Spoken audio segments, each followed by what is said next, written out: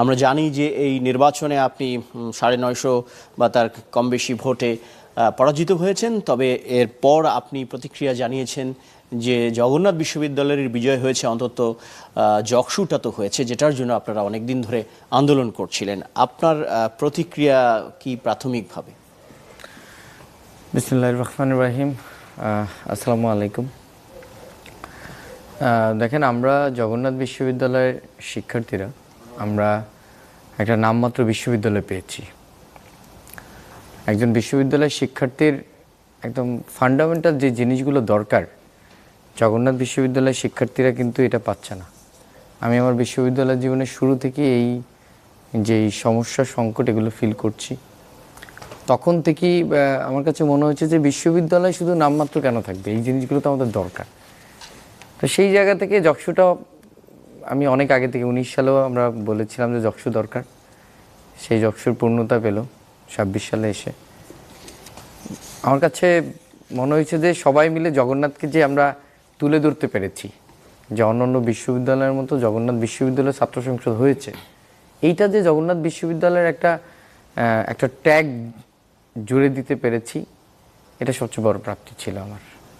এবং আমি এটার জন্যই লড়াই করেছি। আমি যখন জকসু চাই, তখন আমি কখনই চিন্তা করি নেই যে এই জকসুতে আমি দাঁড়াতে পারবো বা বিপি পদে লড়বো, এরকম কোনো ইন্টেনশন আমার ছিল না।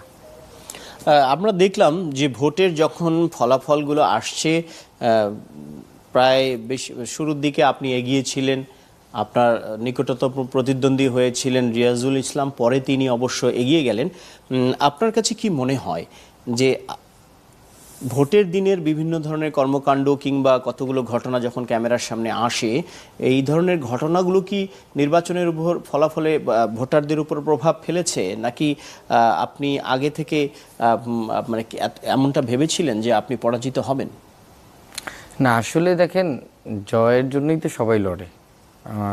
যতজন প্রার্থী আছেন সবাই জয়ের আশাই লড়েছেন এবং সবাই ওইভাবেই চেষ্টা করেছেন। তো সেই জায়গা থেকে আমার বিশ্বাস ছিল যে শিক্ষার্থীরা হয়তো আমাকে হতাশ করবে না।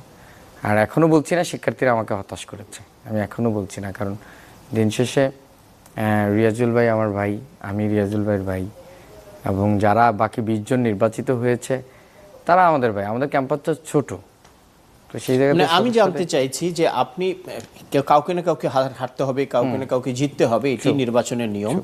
আপনি কি আইডেন্টিফাই করেছেন যে আপনার একটা জনপ্রিয়তা আছে, আমরা জানি ক্যাম্পাসে, কিন্তু হেরে গেলেন কেন? আপনি কি কেউ বলছেন যে আপনি ছাত্রদলের থেকে না দাঁড়িয়ে এককভাবে দাঁড়ালে কি বেশি ভোট পেতেন কিনা, এমন আলোচনা আছে, আপনি কি তা মনে করেন? আমি ব্যক্তিগতভাবে তা মনে করছি না। আমিও দেখেছি যে অনেকে এই কথাটা বলছে। কেন মনে করছি না, এটা দুইটা পয়েন্ট আমি আপনাকে বলি। যে আমি ছাত্র দলের সাথে যুক্ত হয়েছি বলেই যে শিক্ষার্থীরা আমাকে ভোট দেয়নি, এটা মনে না করার কারণ হলো, প্রথমত হলো ছাত্রদলের আমার প্যানেল থেকে ছাত্রদলের 3 জন প্রার্থী বিজয়ী হয়েছেন এবং ভালো ভোটে তারা বিজয়ী হয়েছেন। তাহলে যদি আমি ছাত্রদলের প্যানেলে যুক্ত হওয়ার কারণে যুক্ত না হয়ে থাকে, জয়ী না হয়ে থাকে, তাহলে তারা কেন জয়ী হলো, ফার্স্ট অফ অল। সেকেন্ড কথা, দেখেন আমাদের যে আজকে 21 জন সংসদে আছে তারা সবাই ক্যাপেবল, আলহামদুলিল্লাহ।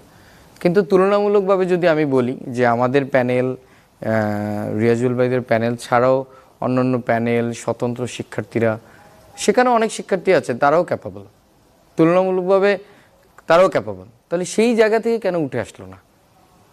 তাহলে যেহেতু এই দুইটা পয়েন্ট আমার কাছে, আমি ধরেছি যে এই দুইটা পয়েন্ট যেহেতু আমার মিলছে না, তাহলে এই জায়গাতে আমার মনে হয় না যে আমি এই কারণেই আমি হেরেছি।